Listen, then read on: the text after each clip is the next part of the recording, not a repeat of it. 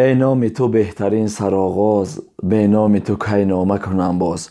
اول السلام علیکم و رحمت الله و برکاته با کل بینندگان شبکه صدای امید لایف. خوش آمدین به این شبکه نوی ما.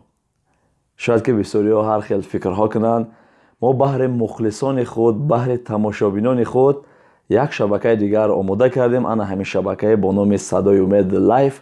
با چه سبب ما این شبکه را کشیدیم براتون؟ تا آخر گوش کنین انشاءالله که همشه میفهمین.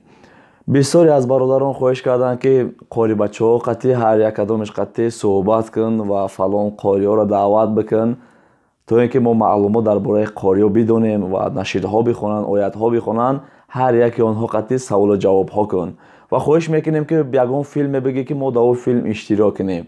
انا همین شبکه را خصوصا برای همین مخلصان خود کشودگی هستیم. انشاءالله تمام قاریانی که در تاجیکستان قرار دارن انشاءالله هر یکی اونها رو دعوت میکنیم، با اونها سوال و جواب ها میکنیم و انشاءالله که باز بینشون مکافات پولی خیلی کلان است. یک آزمون هر یک قاری یک تا دعوت میکنم یا اینکه همگی با دعوت میکنم، تنها سوال و جواب ها میشود.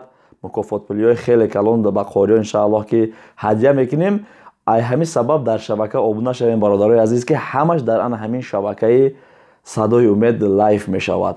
و در شبکه صدای امید انشاءالله که دیده ایستادین که چگونه موضوع ها را گذاشته ایستاده است و در این شبکه با بهترین موضوع ها می شود.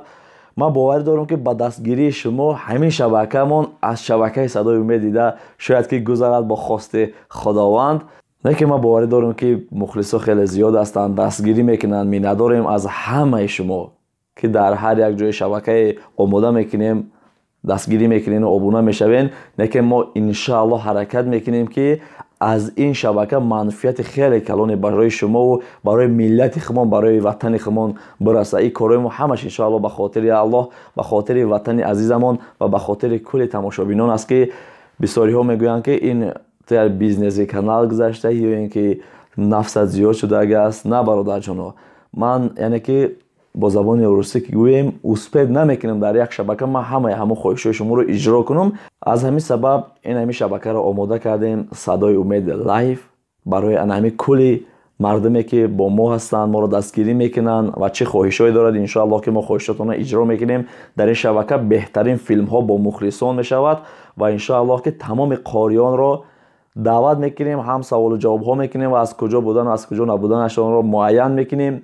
و انشاءالله که باز همین یک آزمون خیلی کلان بهر قاری بچه ها می شود. اونها رو دعوت میکنیم، سوال و جواب ها میکنیم خدا خواهد و بعد از این باز چندین موضوع های بهترین در همین شبکه صدای امید لایف میگذرد. و من از همه شما همچون یک برادر اسلامیتون خواهش میکنیم در شبکه آبونه شوین تا اینکه از بهترین نوارها بخبر نمانین. من باور دارم که شما دستگیریتون حتما میرسونین. در دیگر دولت ها میبینیم باور کنین یک بلاگر قریب 100 تا کانال دارد، هر یک کانالش 1 میلیون 2 میلیون پادپیشی زیاد است. لیکن این هم شما هم دستگیری شما انشاءالله برای پیشروی وطن مون است، برای پیشروی دین مون است، برای فهمایش مردم است که انشاءالله ذره هم که باشد یک چیز ما در همینجا پیشنهاد میکنیم فایدهش به کل شما هم میرسه، ثوابش به همه شما و به ما هم میرسد با خواست خداوند. برادرایی که در بر ما هستند، مخلصا هستند، شخصانی که ما را حرمت عزت میکنن، به ما باوری دارن، خب بیا یک حرکت میکنیم. این همینجا پادپیس زر زیر کنین و همون زنگوله رو فراموش نکنین. دوستان حتما زنگوله رو زیر نمونید که هر یک نوار میپرتویم به شما خبر میرسد که در همین شبکه نوار پرتگی است. خب بیا یک حرکت میکنیم همه کسا. الحال ما هم جای پادپیس را محکم کرده هستم، شما پادپیس میکنین نشون نمیتید.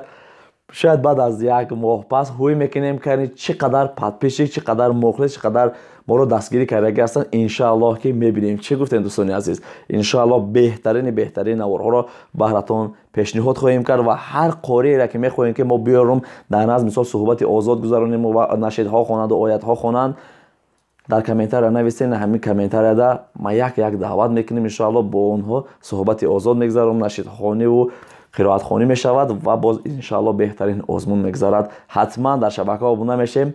خب دستگیری شما انشاءالله پیشروی ما است. خداوند یار و مددگارتان باشد.